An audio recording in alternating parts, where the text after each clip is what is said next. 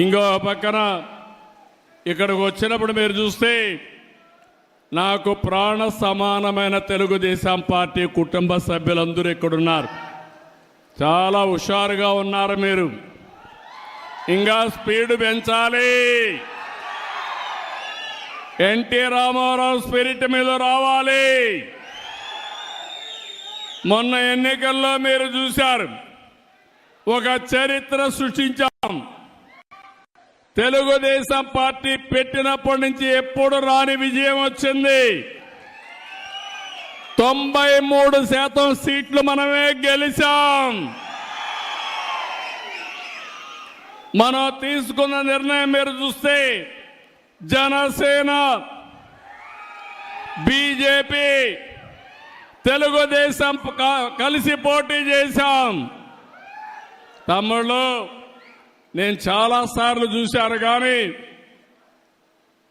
ఇటీవల కాలంలో గెలవని కడప పాత జిల్లాలో 10కి 7 గెలిచాం. ప్రస్తుతం ఈ కడప పార్లమెంట్లో 7కి 5 గెలిచాం. ఇంకొంచెం కష్టపడుంటే పార్లమెంట్ కూడా గెలిచేవాళ్ళం.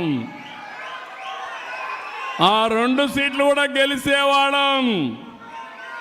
ఇప్పుడు చెప్తున్నా మీ అందరికీ, 5 ఏళ్ళలో ఏం జరిగిందో చూశారు. ఈ 5 ఏళ్ళలో మీ జీవితాల్లో ఏ విధంగా వెలుగులు వస్తాయో మీరే చూడబోతున్నారు.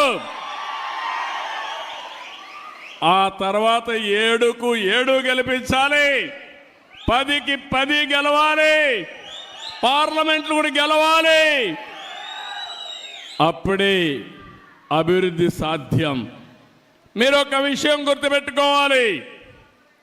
ఈరోజు కేంద్రంలో ఎన్డీఏ పాలన ఉంది, రాష్ట్రంలో ఎన్డీఏ పాలన ఉంది.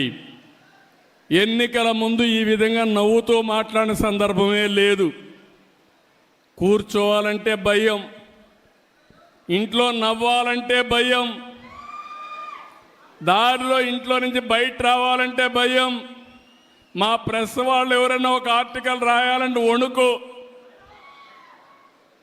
2430 జీవో గుర్తొస్తుంది మీ అందరికీ. కానీ తమ్ముళ్ళు, ప్రజాస్వామ్యంలో ఈరోజు మీరు స్వేచ్ఛగా ఉండగలుగుతున్నారంటే అది ప్రజాస్వామ్యం అని చెప్పి మరొక్కసారి తెలియజేస్తున్నా. విర్రవీగిన నియంతలందరూ కూడా కాలగర్భంలో కలిసిపోయారు. ఎప్పుడైనా సరే మనం చేసిన పనులే శాశ్వతం.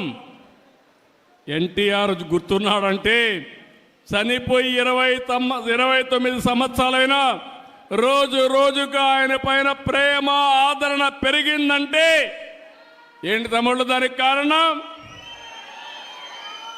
మనం చేసిన పనులు అవునా కాదా? అలాంటివి మనం గుర్తుపెట్టుకోవాల్సిన అవసరం ఉంది.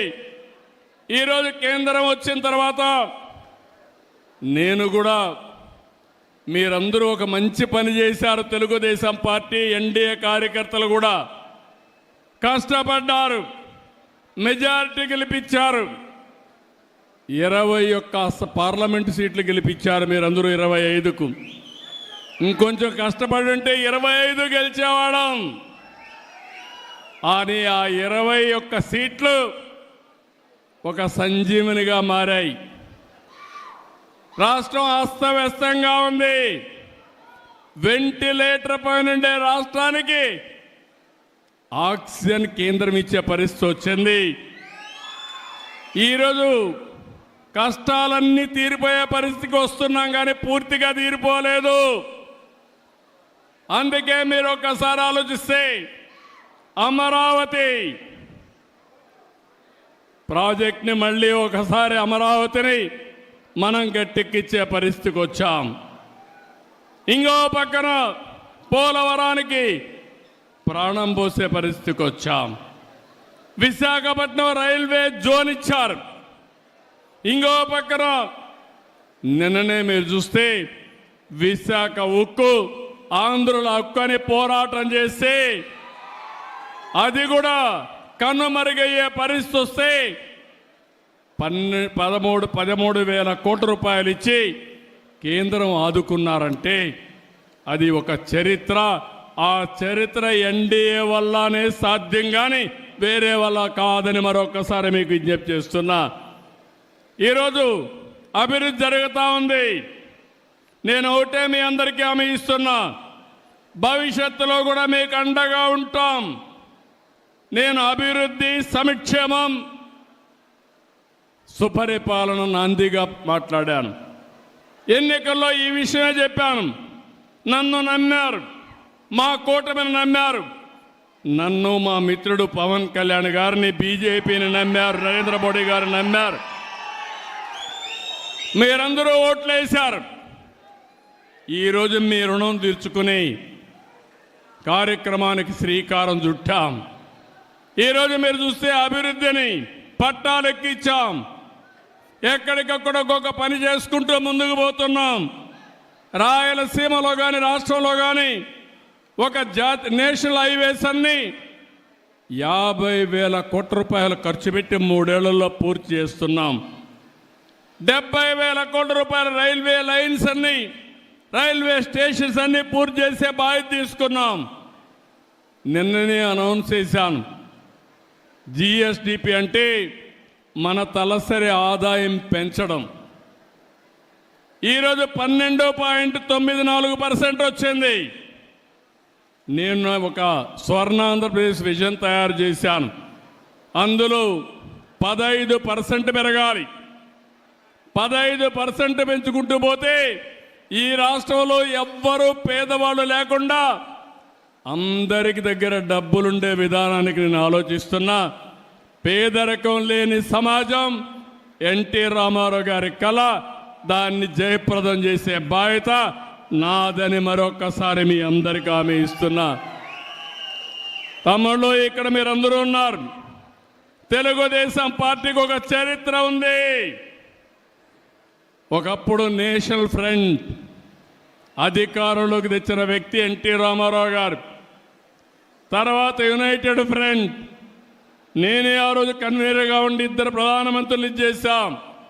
ఎన్డీఏ 1లో వాజ్పేయి గారికి సహకరించి మన రాష్ట్రాన్ని అభివృద్ధి చేశాం, సమైక్య ఆంధ్రప్రదేశ్ని. ఈరోజు ఎన్డీఏ 2 నరేంద్ర మోడీ గారి నాయకత్వంలో 14-19లో పనిచేశాం. ఇప్పుడు పనిచేస్తున్నాం.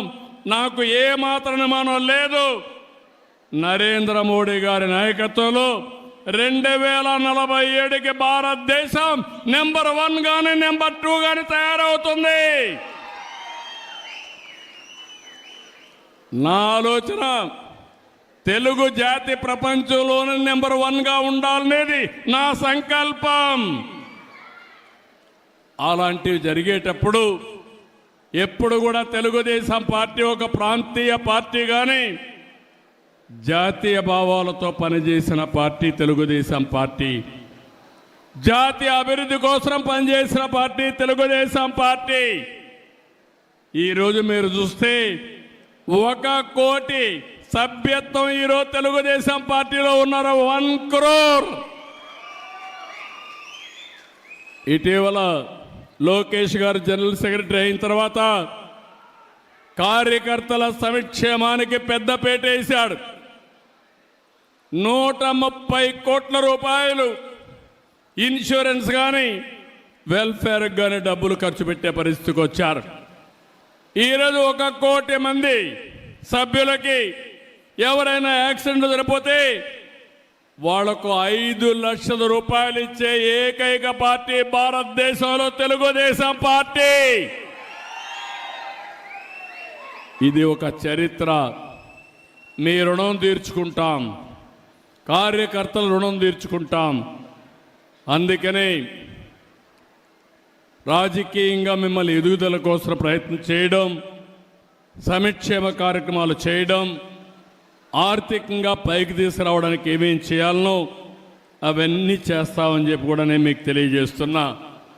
అదే సమయంలో మిత్రపక్షాల కార్యకర్తలు కూడా విజ్ఞప్తి చేస్తున్నా, ఎక్కడికక్కడ అందరూ సమిష్టిగా పనిచేసుకుని మళ్ళీ ఎప్పుడు ఎన్నికలు పెట్టినా అఖండ విజయంతో ఎన్డీఏ గెలిచే పరిస్థితి మీరు ఉండాల్సిన బాధ్యత మీ మీద ఉంది.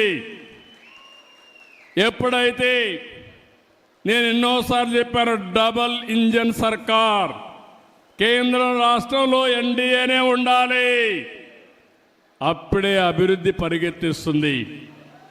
అందుకే ఈరోజు చూస్తే డబల్ ఇంజన్ సర్కార్, డబల్ ఇంజన్ గ్రోత్ రేట్ వస్తుంది, డబుల్ డిజిట్ గ్రోత్ రేట్ వస్తుంది. రెండు ప్రభుత్వాలు కలిసాం, పనులు చేశాం, 13% అభివృద్ధి జరిగే పరిస్థితి వచ్చింది. జిఎస్టిపి వచ్చింది. ఇది 15-16%కి తీసుకపోతే పేదరికం అనే మాటే ఉండదని చెప్పి కూడా నేను మీకు తెలియజేస్తున్నా.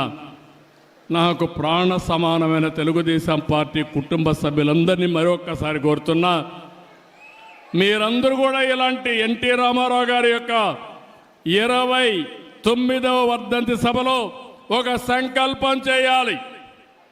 మీ ప్రాంతంలో జీరో పావర్టీని సాధిస్తామని, ఆ జీరో పావర్టీ సాధించిన తర్వాత ఆర్థిక అసమానతలు లేనటువంటి సమాజం కోసం నిరంతరం పనిచేస్తామని మనం ఒక సంకల్పం చేసి ముందుకు పోవాలి.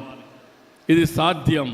చాలామందికి అనిపిస్తుంది, నేను ముందు మాట్లాడితే, ఒకప్పుడు ఐటీ మాట్లాడితే నన్ను ఎగతాళి చేశారు, సెల్ ఫోన్ మాట్లాడితే ఇదేంటన్నారు, సెల్ ఫోన్ తిండి పెడుతున్నా అన్నారు. ఇప్పుడు సెల్ ఫోన్ లేకపోతే భార్య లేకపోతే భర్త ఉంటాడు, భర్త లేకపోతే భార్య ఉంటుంది, సెల్ ఫోన్ లేకపోతే ఇద్దరు ఉండలేరు. అవునా కాదా తమ్ముళ్ళు అని అడుగుతున్నా. దానికి కూడా ఒక మీనింగ్ ఉంది. సెల్ ఫోన్ అనేది అవసరం, అది ఒక అత్యవసరమైన వస్తువుగా తయారైంది మన జీవితంలో. ఎక్కడికి పోయే పని లేదు, సెల్ ఫోన్ ఉంటే ఒక ధీమా. మీకు ఎక్కడన్నా బిల్లు పే చేయాలంటే ఇమ్మీడియట్గా సెల్ ఫోన్లో ఉంటుంది, డబ్బులు ఎవరికి కావాలంటే వాళ్ళకి పే చేస్తాం.